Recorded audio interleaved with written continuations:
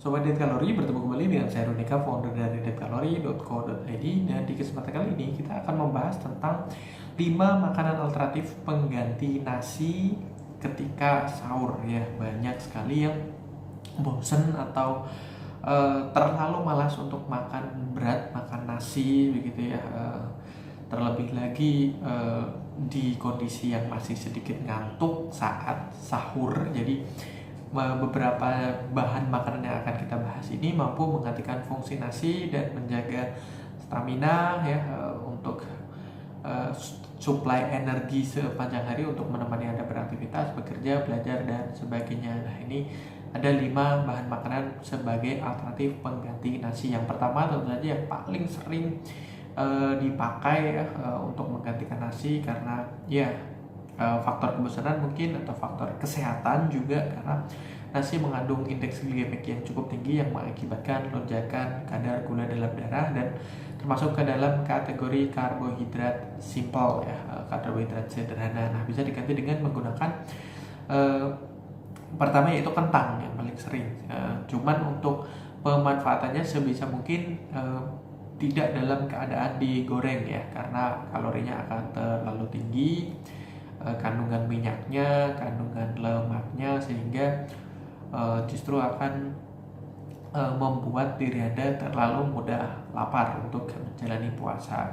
Kentang bisa dengan cara direbus atau dikukus, dibuat mashed potato ya, dan kentang ini mengandung kalori yang lebih rendah jika dibandingkan dengan nasi putih ya, dan juga mengandung serat yang tinggi dan juga mengandung potasium, karbohidrat, magnesium, folat, vitamin C, dan vitamin B6.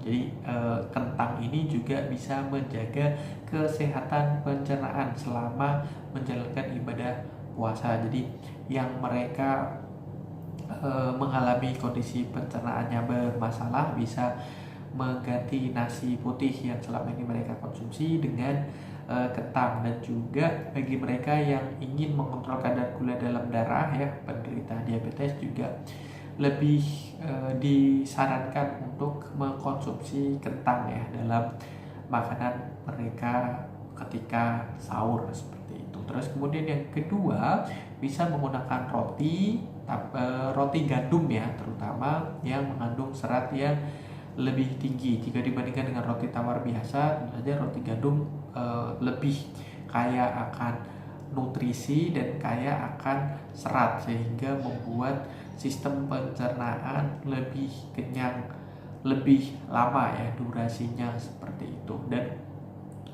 untuk mengkonsumsi roti gandum ini sebaiknya juga ditambahkan atau diberikan variasi dengan menu makanan yang lainnya, misalnya buah, terus kemudian diberikan juga sayur di menu makanan yang saat sahur, karena ya kandungan nutrisi yang terdapat di dalam roti gandum ini tidak cukup.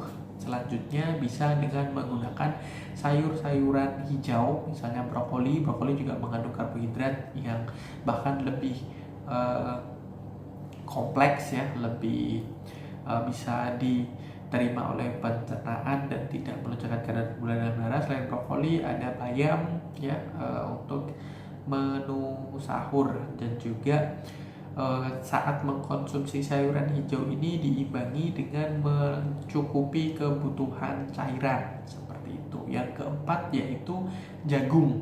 Jagung mengandung karbohidrat dan juga mengandung protein yang cukup tinggi, jadi baik dikonsumsi saat sayur dan merupakan menu alternatif pengganti nasi yang baik. Jagung juga mengandung antioksidan yang cukup tinggi dan mampu membuat tubuh melawan efek paparan dari radikal bebas. Dan yang terakhir yaitu ikan, terutama ikan laut ya. Ikan laut ini mengandung protein yang cukup tinggi, baik untuk kesehatan dan rasanya enak ya. Jadi sangat disarankan sebagai salah satu menu alternatif pengganti nasi ketika sahur, karena sahur dengan nasi mungkin terlalu berat bagi sebagian orang ya, di tengah malam atau di penghujung pagi, fajar menjelang subuh begitu. Biasanya kalau nasi atau bubur terasa terlalu berat, bisa dengan mengkonsumsi ikan tapi dengan cara dipanggang, dipepes atau dikukus ya, atau dibakar, menghindari dengan digoreng karena digoreng akan cenderung mudah untuk membuat tenggorokan terasa kering, jadi nanti di siang hari ketika menjalani puasa akan terasa haus. Nah, itu 5 opsi makanan alternatif pengganti nasi yang bisa Anda jadikan menu sarapan sahur ya, menu sahur gitu ya, untuk menemani Anda